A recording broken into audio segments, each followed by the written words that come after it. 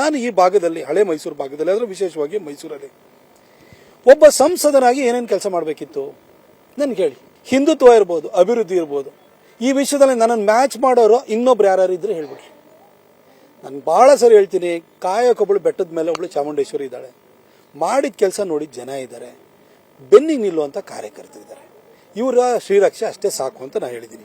Bengaluru Mysuru highway ಮಾಡಿದ್ದೀನಿ, ring road ಮಾಡಿದ್ದೀನಿ, airport revive ಮಾಡಿದ್ದೀನಿ, ಹೊಸ ಏರ್ಪೋರ್ಟ್ ಮಾಡಿಸ್ತಾ ಇದ್ದೀನಿ, ರಿಂಗ್ ರೋಡ್ಗೆ ಲೈಟ್ ಹಾಕ್ಸಿದ್ದೀನಿ, software technology park of India ತಂದಿದ್ದೀನಿ, 12 ಟ್ರೈನ್ ತಂದಿದ್ದೀನಿ, 13ನೇದು ಕೂಡ 12ನೇ ತಾರೀಕು ಇನ್ನೊಂದು ತೊಗೊಂಬರ್ತಾ ಇದ್ದೀನಿ.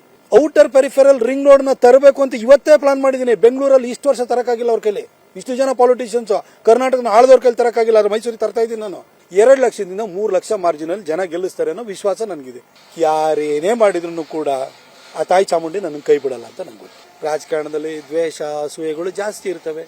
ಈಗ ನಮ್ಮನ್ನು ಯಾರು ನಮ್ಮ ಬಗ್ಗೆ ಅಸೂಯೆ ಇಟ್ಕೊಂಡಿದ್ರೆ ಅಂತ ತಿಳ್ಕೊಳ್ಳಿ, ಪ್ರೀತಿಸುವಂತವರ ಹಾರೈಕೆನೂ ಬಹಳ ದೊಡ್ಡದಿರುತ್ತೆ. ಕೊಡಗು ಮೈಸೂರು ಜನರ ಅವರ ಹಾರೈಕೆ, ಅವರ ಆಶೀರ್ವಾದದ ಮುಂದೆ ಇದು ಯಾವುದು ನಿಲ್ಲಲ್ಲ ಅಂತ ನನಗೆ ಖಚಿತವಾದ ವಿಶ್ವಾಸ ಇದೆ.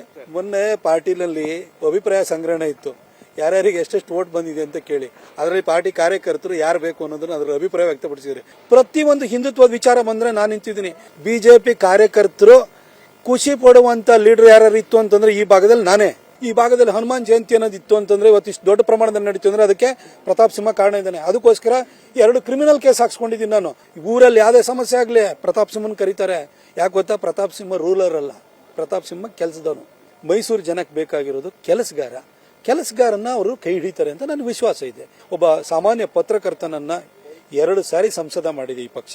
135 ಸೀಟನ್ನ ಗೆದ್ದಿರುವಂತ ಕಾಂಗ್ರೆಸ್ಸಿಗೆ ಮುಖ್ಯಮಂತ್ರಿಗಳ ತವರು ಜಿಲ್ಲೆನಲ್ಲಿ ಕ್ಯಾಂಡಿಡೇಟ್ ಹುಡ್ಕಕ್ ಆಗ್ತಾ ಇಲ್ಲ ಅಂತಂದ್ರೆ ಅದು ಪ್ರತಾಪ್ ಸಿಂಹನ ಶಕ್ತಿನ ತೋರಿಸುತ್ತೆ. ಪ್ರತಾಪ್ ಸಿಂಹನ ಸೋಲ್ಸಕ್ಕಾಗಲ್ಲ ಅಂತ ಕಾಂಗ್ರೆಸ್ಸಿಗೆ ಗೊತ್ತಿದೆ. ಪ್ರತಾಪ್ ಸಿಂಹ ಗೆದ್ದಾದ ಕೂಡಲೇ ಅಲ್ಲಾಡೋದು ಮುಖ್ಯಮಂತ್ರಿ ಸಿದ್ದರಾಮಯ್ಯನವರ ಸೀಟು ಅಂತ ಗೊತ್ತಿದೆ.